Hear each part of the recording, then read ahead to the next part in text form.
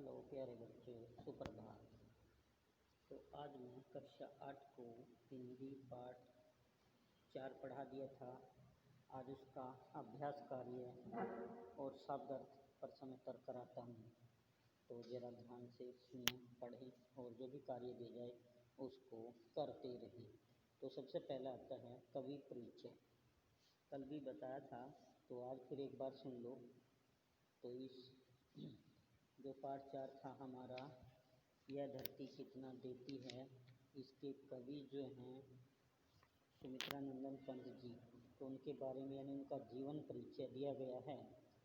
अब देखो, पढ़ें एक बार और फिर इसको अपनी नोटबुक में उतारेंगे। प्रकृति के सुकुमार कवि सुमित्रा नंदन पंत जी का जन्म अल्मोड़ा जिले के कोसानी गांव में 20 मई 1990 को हुआ था। कब? सुमित्रा नंदन पंत जी का जन्म जो है अल्मोड़ा जिले के कोसानी गांव में 20 मई 1900 को हुआ था। छायावादी कवियों में पंत जी का विशेष स्थान है। चिदंबरा, पल्लव, गुंजन, ग्राम्या, स्वर्ण किरण, युगांत, युगवाणी आदि इनकी प्रसिद्ध काव्य कृतियाँ हैं। इनको 1961 में पद्म भूषण और 1968 में ज्ञानपीठ पुरस्कार से सम्मानित किया गया। पंत जी को सोवियत लैंड नेहरू पुरस्कार से भी सम्मानित किया गया। 28 दिसंबर 1977 को इलाहाबाद में इनका स्वर्गवास हो गया। जन्म 20 मई 1900। जन्म का तो इसमें अभी दिया ही नहीं उन्होंने, बस नाम दिया है कि कहाँ हुआ था। कोसानी गांव में 20 मई 1900 को। कब हुआ था? 20 मई 1900 को। और मृत्यु जो हुई 28 दिसंबर 1977 को। तो अब आगे चलते हैं। ये तो था कवि परिचय सुमित्रा नंदन पंत। ठीक है प्यारे बच्चों, अब आगे चलते हैं। इसके शब्द अर्थ आते हैं।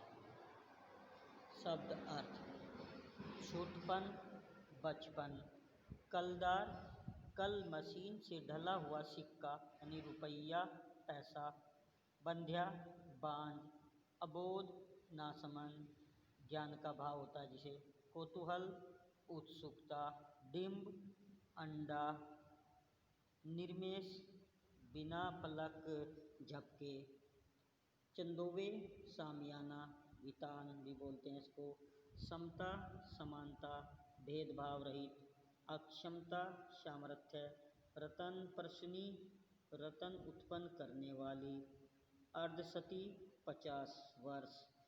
इसके बाद आता है कठिन शब्द या श्रुत लेख। श्रुत सुनकर लेख लिखना, श्रुत सुनकर लिखना।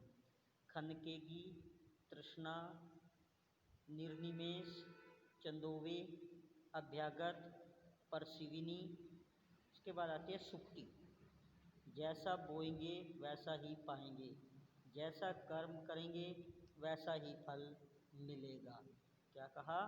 जैसा बोएंगे वैसा ही पाएंगे, जैसा कर्म करेंगे वैसा ही फल मिलेगा। अब आगे चलते हैं। इसका अभ्यास हुआ। इसमें दिया गया है काव्य सौंदर्य। काव्य सौंदर्य में नंबर 1 दिया गया है उपमा अलंकार। उपमा अलंकार काव्य में जहाँ किसी व्यक्ति या वस्तु की विशेषता बताने के लिए उसकी तुलना किसी प्रसिद्ध व्यक्ति या वस्तु से की जाती है, वहाँ उपमा अलंकार होता है। क्या कहा? जहाँ काव्य में जहाँ किसी व्यक्ति या वस्तु की विशेषता बताने के लिए उसकी तुलना किसी प्रसिद्ध व्यक्ति या वस्तु से की जाती है, वहाँ उपमा अलंकार होता है। जिस वस्तु या व्यक्ति की तुलना की जाती है उसे काव्य भाषा में उपमेय कहा जाता है। यानी जिस वस्तु या व्यक्ति की तुलना की जाती है उसे काव्य भाषा में उपमेय कहा जाता है। जिस व्यक्ति या वस्तु से तुलना की जाती है उसे काव्य भाषा में उपमान कहते हैं।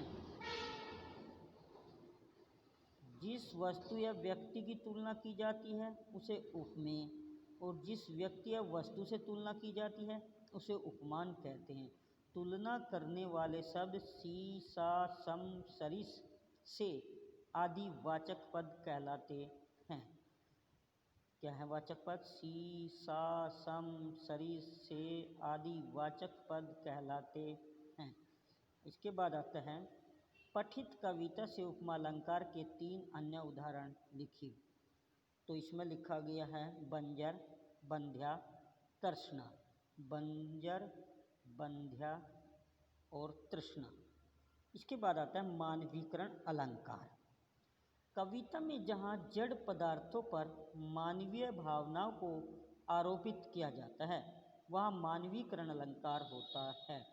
कविता में जहाँ जड़ पदार्थों पर मानवीय भावनाओं को आरोपित किया जाता है वहाँ मानवीकरण अलंकार होता है।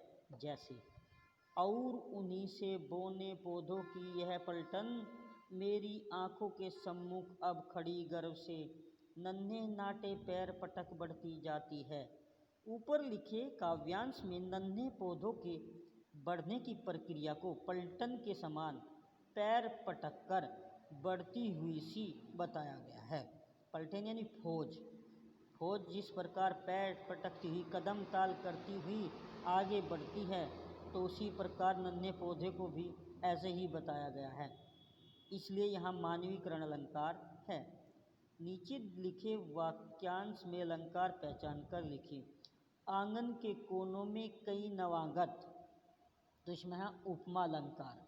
छोटे छोटे छाता ताने खड़े हुए हैं, यमक अलंकार। यमक अलंकार। इसके बाद आता है व्याकरण बोध। विशेषण आता है सबसे पहले। संज्ञा या सर्वनाम की विशेषता बताने वाले शब्द विशेषण कहलाते हैं। जैसे रत्न परस्विनी है वसुधा। पृथ्वी को कैसी बताया गया है? रतन उत्पन्न करने वाली। तो संज्ञा सर्वनाम की विशेषता बताने वाले शब्द सर्वनाम कहलाते, विशेषण कहलाते हैं।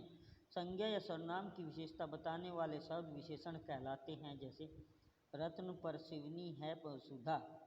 इस काव्यांश में वसुधा यानी पृथ्वी संज्ञा है और रतन परस्विनी उसकी विशेषता बता रहा है, इसलिए रतन परस्विनी विशेषण है। विशेषण के 4 भेद होते हैं। नंबर 1 गुणवाचक विशेषण, नंबर 2 सार्वनामिक विशेषण, नंबर 3 संख्यावाचक विशेषण। अब संख्यावाचक विशेषण के 2 भाग हुए, निश्चित संख्यावाचक विशेषण, अनिश्चित संख्यावाचक विशेषण। और नंबर है परिमाणवाचक विशेषण, इसके भी 2 भाग हुए, निश्चित परिमाणवाचक विशेषण और अनिश्चित परिमाणवाचक विशेषण। इस पाठ में हम गुणवाचक विशेषण और सार्वनामिक विशेषण का ज्ञान प्राप्त करेंगे। अब ये जितना भी कार्य है ये इस तरह का आपकी व्याकरण की बुक में है, वहाँ पर डिटेल से समझाया जाएगा विस्तार से। अब आगे चलते हैं। नंबर क्या है? गुणवाचक विशेषण। जिन विशेषण शब्दों के द्वारा विशेष्य संज्ञा या सर्वनाम के गुण दोष रंग रूप आकार प्रकार दशा दिशा स्थान गंध स्वाद आदि का बोध होता है उन्हें गुणवाचक विशेषण कहते हैं। यानी जो गुण बता रहे हों, गुण दोष बता रहे हो, उसका रंग रूप बता रहे हो, उसका आकार प्रकार, उसकी दशा दिशा स्थान गंध स्वाद जो आदि का बोध कराएं उन्हें गुणवाचक विशेषण कहते हैं। हरे हरे उलसित नन्हे पौधे रेखांकित शब्द गुणवाचक विशेषण हैं। पौधों की जो विशेषता बताई है वो हरे हरे हैं, उलसित हैं और नन्हे हैं, तो ये गुणवाचक विशेषण हुआ। अब इसके बाद आता है सार्वनामिक विशेषण। सार्वनामिक विशेषण वे सर्वनाम शब्द जो विशेषण के समान प्रयोग में लाए जाते हैं सार्वनामिक विशेषण या संकेतवाचक विशेषण कहलाते हैं। सार्वनामिक विशेषण क्या है? वे सर्वनाम शब्द जो विशेषण के समान प्रयोग में लाए जाते हैं सार्वनामिक विशेषण या संकेतवाचक विशेषण कहलाते हैं। जैसे यह धरती कितना देती है, तो रेखांकित शब्द सार्वनामिक विशेषण हैं। सार्वनामिक विशेषण क्या है? यहाँ यह क्या है? ये धरती की ओर संकेत कर रहा है, यह धरती कितना देती है, निश्चित के बारे में है, यह धरती। अब कविता में प्रयुक्त विशेषण शब्दों के लिए उचित विशेष्य लिखिए। सच्ची समता, ममतामयी मानवता, सुनहली फसलें, प्यारे पुत्र, प्यारी नन्ही, कजरारे बादल, विजय पताकाएं, बोने पौधे। अब इसके बाद आता है नंबर 2, सर्वनाम और सार्वनामिक विशेषण में अंतर। सर्वनाम और सार्वनामिक विशेषण में अंतर। इनमें मुख्य अंतर यह है कि सर्वनाम का प्रयोग संज्ञा के स्थान पर किया जाता है। ध्यान से सुना बच्चों, क्या है सर्वनाम और सार्वनामिक विशेषण में अंतर क्या है? इनमें मुख्य अंतर यह है कि सर्वनाम का प्रयोग संज्ञा के स्थान पर किया जाता है, जबकि सार्वनामिक विशेषण में सर्वनाम शब्द का प्रयोग विशेषण के रूप में संज्ञा के साथ संज्ञा की ओर संकेत करते हुए किया जाता है। क्या सार्वनामिक विशेषण में क्या है? सर्वनाम शब्द का जो प्रयोग है विशेषण के रूप में संज्ञा के साथ और संज्ञा की ओर संकेत करते हुए किया जाता है। जैसे यह मेरा छोटा भाई अशोक है, तो यह क्या है? सर्वनाम। यह मेरा छोटा भाई अशोक है, तो यह सर्वनाम। यही लड़का अशोक कल आया था, सार्वनामिक विशेषण। कौन सा लड़का? यही लड़का अशोक कल आया था, ये हुआ सार्वनामिक विशेषण। नीचे लिखे वाक्य में सर्वनाम और सार्वनामिक विशेषण छांटिए। मैं टहल रहा था, सर्वनाम। वे पौधे घर के आंगन में बढ़ने लगे, सार्वनामिक विशेषण। यह घर मेरा है, सर्वनाम। तो लेखन अभिव्यक्ति क्या है आगे? पेड़ों पर यदि पत्तों की जगह रुपये लगते तो क्या होता? इस काल्पनिक विषय पर एक रोचक अनुच्छेद लिखिए। यदि पेड़ों पर रुपये लग जाते पत्तों की जगह तो क्या होता, कैसा लगता? तो इस पर एक अनुच्छेद लिखना है, एक लेख लिखना है, एक पैराग्राफ लिखना है। अब रचनात्मक कौशल। इस कविता को कंठस्थ कर कक्षा में इसका सस्वर वाचन कीजिए। पुस्तकालय अथवा कंप्यूटर की सहायता से सुमित्रानंद पंत की किन्हीं 3 कविताओं का संकलन कीजिए। उन्हें अपनी परियोजना पुस्तिका में नत्थी कीजिए। नत्थी माने लगाना, चिपकाना। धरती के उपकार विषय पर आशु संभाषण का आयोजन कीजिए। तो प्यारे बच्चों, ये था कक्षा 8 का पाठ 4 का अभ्यास कार्य। शब्दार्थ, श्रुतलेख, सूक्ति सभी करा दिए। अब केवल इसके प्रश्न उत्तर बाकी हैं, उनको भी कराते हैं। चलो बच्चों, प्रश्न उत्तर करते हैं अब।